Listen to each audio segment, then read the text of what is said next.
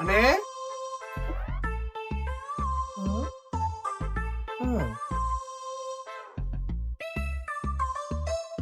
பெரிய music master இவரு, கையாலேயே பியானோ வாசிக்கிறாரு. அண்ணே வாங்க தம்பி. இவனா இவன் வந்தாலே ஏதாச்சும் 7:30 இருப்பான். சொல்லுங்க தம்பி, என்ன வேணாம்?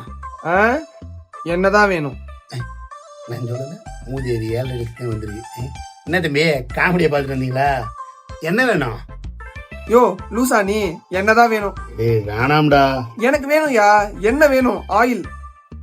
சுபா ஆயிலா? அதுக்கு ஏன்டா ஏன் ஆயுச காலி பண்ற? அங்க இருக்கு பாரு, எடுத்துக்கடா.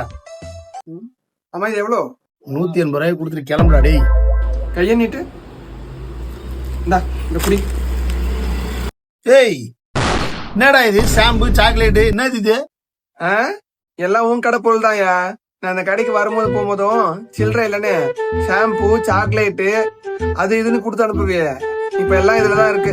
380 ரூபாய இதுல இருந்து எடுத்துக்கோ. ஏய் நீனாவும் அலப்புறா, இதெல்லாம் அப்பப்ப நீ வர சொல்ல சில்லறை கொடுக்குதுடா. 1 ரூபா 2 ரூபாய்க்கு சாக்லேட் எடுத்தா போறே திண்டு போக வேண்டியதானடா. சாரி, எனக்கு சாக்லேட் சாப்பிட்ற பழக்கம் இல்லை. ரொம்ப நேம் பண்றா. சரி கரும்பு அந்த ஷாம்பு யூஸ் பண்ணிருக்கலாம்டா. இவன் நான் அந்த பிராண்ட் யூஸ் பண்ண மாட்டேயா. கரும்பு இந்த காஃபி பவுடர் வச்சு காஃபி போட்டு குடிக்க வேண்டியதானே? இதையுமா தூக்கிட்டு வருவ? வெரி சாரி, நான் டீ லவர். டேய் இப்ப நான் வச்சு நான்டா பண்ணும். அதே என்கிட்ட கேக்குற? இது உன் கடை போல் தானே. எப்படி ஏமாத்தி என் தலையில கட்டினியோ அது மாதிரி அவனா வருவான். அவன் தலையில கட்டு, நான் கிளம்புறேன். அப்புறம் வீட்டுல இன்னும் கொஞ்சம் பொருள் இருக்கு, அதெல்லாம் எடுத்துன்னு வரேன். யார் கடையில் வாங்கினதுன்னு தெரியல, இருந்தாலும் நான் பொருள் வாங்கணும். நீ வச்சிருந்தேன். ஓகே. என்ன இவன் இவங்களே வாங்கின பொருளை கொண்டாந்து ஏன்ட்ட கொடுத்துட்டு பொருள் வாங்கிட்டு போனான்றான். இவன்ட்டு ஏமாறுறதே முழு நேரம் வேலையா வச்சிருக்கான்.